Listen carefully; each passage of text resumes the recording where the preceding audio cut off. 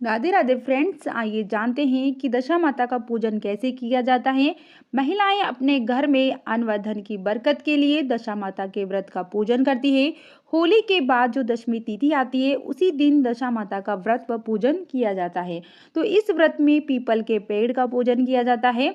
दशमी तिथि के दिन सुबह सुबह स्नान आदि करने के बाद हमें पीपल के वृक्ष का पूजन हमको करना होता है। तो आप अपने घर के आसपास जहाँ भी पीपल का वृक्ष हो वहाँ जाकर आप पूजन कर सकते हैं।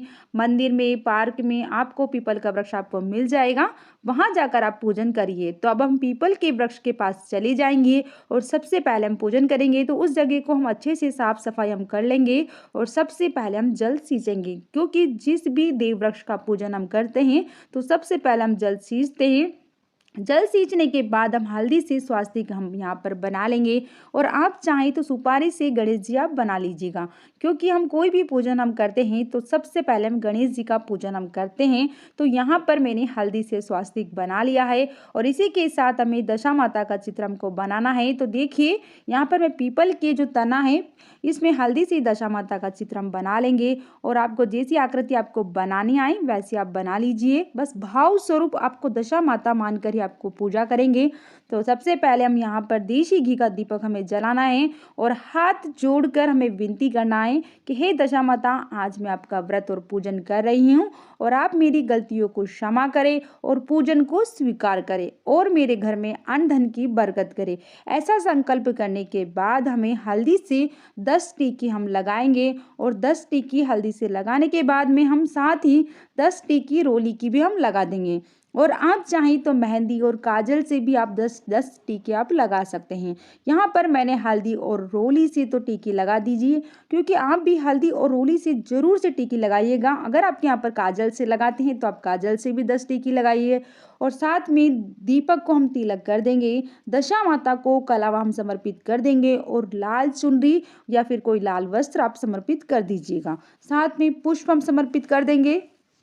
फिर हमें दशा माता का डोरा हमको बनाना होता है। तो दशा माता का डोरा बनाने के लिए कच्चा सूत मैंने ले लिया है। कच्चा सूत ना हो तो आप कलावा या मोली धागा भी आप ले सकते हैं, क्योंकि ये भी कच्चा सूत से ही बना होता है। तो यहाँ पर मैंने कच्चा सूत से मैं डोरा बना लूँगी। तो इसके लिए सबसे पहले 10 धागे में ले लूँगी और उसमें 10 गांठ मैं लगाऊंगी, क्योंकि गांठ हमें पूरी गिनकर 10 हमको लगानी है। एक भी कम या एक भी ज़्यादा नहीं होनी चाहिए। तो इस तरीके से हमारे 10 गांठ मैंने लगा ली है। साथ में धागा हम जो लेंगे वो पहले से हम बड़ा लेंगे, ताकि वो बाद में जब गांठ लगाएं हम तो वो छोटा ना पड़े। और इसे फिर हम हल्दी से हमको रंगना है, तो थोड़ा सा हल्दी पाउडर हम ले लेंगे और उसमें पानी डालकर हम इसे हल्दी में रंग लेंगे। तो इस तरीके से हमारा दशा माता का डोरा हमारा बन जाएगा और फिर इसे हम पूजा में रख देंगे। डोरी को हम तिलक कर देंगे और फिर हमें गेहूं की 10 ढेरी हमको लगानी है। तो आप लाइन से 10-10 ढेरी आप लगा दीजिए या फिर गोल गोल भी आप थोड़े थोड़े गेहूं रखकर आप 10 ढेरी आप लगा दीजिए। और साथ में हम दक्षिणा चढ़ाएंगे। तो दक्षिणा भी हमें 10 की संख्या में 10 सिक्के हमको चढ़ाने हैं। साथ में हम भोग चढ़ाएंगे। तो आटे से बने हुए पुए का हम भोग लगाया जाता है। तो यहाँ पर मैं पुए का भोग हम लगाएंगे और 10 पुए हमको एक कटोरी में अलग से रखने हैं, क्योंकि ये हमें बायने के रूप में अपनी सासू जी को हम देते हैं। तो घर से ही एक कटोरी में 10 पुए आप अलग से रख कर आएँ और उन्हें ही दशा माता को चढ़ाकर फिर साथ में जब आप घर जाएँ तो उन्हें लेकर जाएँ और घर जाकर अपनी सासू जी को आप दे दीजिए। इसी के साथ हमें दशा माता का श्रृंगार हम समर्पित करेंगे। फिर हमें दशा माता की कहानी हमको सुननी होती है। तो आप अपने हाथ में दाएं हाथ में गेहूं के 10 दाने लेकर दशा माता की व्रत की कथा हम सुनेंगे। तो अगर मैं यहाँ पर कथा आपको सुनाती हूँ तो वीडियो बहुत ही ज़्यादा लंबा हो जाएगा, तो मैं आपको लिंक डिस्क्रिप्शन में मैं दे दूँगी, तो वहाँ जाकर आप कथा दशा माता की कथा आप जरूर से सुनिए। और कथा सुनने के बाद जो अपने हाथ में गेहूं के दाने लिए हैं वो दशा माता को आप समर्पित कर देंगे। उसके बाद धूप दीप हम दिखाएंगे। फिर हमें परिक्रमा करनी होती है, क्योंकि दशा माता की पूजा में परिक्रमा का बहुत अधिक महत्व होता है। तो आप कच्चा सूत को लपेटते हुए परिक्रमा आपको करनी है। पीपल वृक्ष की जो पूजा परिक्रमा की जाती हैं, वो कच्चा सूट को लपेटते हुए 10 परिक्रमा करनी होती है। तो 10 परिक्रमा आपको ज़रूर से आप कीजिएगा। अगर आप किसी कारणवश नहीं कर पाते हैं, अगर आप बीमार हैं या फिर गर्भवती महिलाएँ नहीं कर पाएँ, तो आप 2 परिक्रमा तो ज़रूर कीजिएगा। वैसे तो 10 परिक्रमा ज़्यादा नहीं होती है, नॉर्मल सभी कर लेते हैं, लेकिन फिर भी आप ना कर पाएँ तो 2 परिक्रमा आपको ज़रूर से करनी है, क्योंकि दशा माता के व्रत में 10 अंक का बहुत ही ज़्यादा महत्व होता है। और साथ ही हमने जो दीपक जलाया है, उससे हम आरती करेंगे, बहुत ही प्रेम पूर्वक गणेश जी की और दशा माता की हम आरती करेंगे। और आरती करने के बाद ही हम पीपल के वृक्ष के हम गले मिलेंगे, क्योंकि जब हम देव वृक्ष का पूजन करते हैं तो गले हमें ज़रूर से हम मिलते हैं। तो इस तरीके से आप गले मिलिएगा और इस तरीके से हमारी पूजा पूर्ण हो जाएगी। और पूजा करने के बाद हमने जो डोरा बनाया है, इसे हम पहन लेंगे। दशा माता का डोरा पहनने से घर में अन्न व धन की बरकत होती है, तो आप इसे ज़रूर से पहन लीजिए।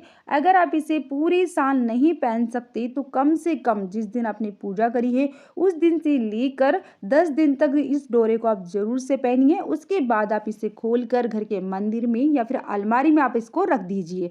और पिछले साल का जो डोरा आप पहनकर आए थे पूजा में, उसे खोलकर आपको नया डोरा आपको पहन लेना है। और पुराने डोरे को आपको मिट्टी जहाँ आपने पूजा करी है उस मिट्टी में आपको थोड़ा सा हटाकर मिट्टी को और वहाँ पर उस डोरे को आपको रख देना है, वापस मिट्टी से उसको ढक देना है। तो इस तरीके से हमारी दशा माता की व्रत का पूजा है वो पूर्ण हो जाएगी। और पूजा करने के बाद जो 10 पुए हैं और आपने जो दक्षिणा रखी है उसे आप अपनी सासू माँ को दे दीजिए। और शाम के समय ही इसका भोजन किया जाता है, क्योंकि इस व्रत में एक समय ही भोजन हमको करना होता है और मीठा भोजन हमको करना होता है। तो इसमें आपको आटे के जो पुए आपने बनाए हैं उसी का सबसे पहले आपको भोजन करना होता है। और दशा माता के व्रत में नमक का बिल्कुल सेवन नहीं किया जाता है, सिर्फ मीठा भोजन किया जाता है। तो आप पुए से या फिर आटे का हलवा बनाकर आप व्रत आप खोल सकते हैं। तो इस तरीके से हमारी दशा माता का व्रत का पूजन किया जाता है। अगर आप व्रत नहीं करते हैं किसी कारणवश, तो आप सुबह उठकर जल्दी स्नान करने के बाद पूजा जरूर से करिए और कथा जरूर से सुने, उसके बाद आप भोजन कर सकते हैं। तो इस तरीके से हमारी पूजा पूर्ण हो जाएगी। पूजा का वीडियो आपको कैसा लगा, वीडियो को जरूर से लाइक शेयर जरूर करिएगा। और अभी तक आपने हमारे चैनल को सब्सक्राइब नहीं किया तो चैनल को सब्सक्राइब जरूर करें।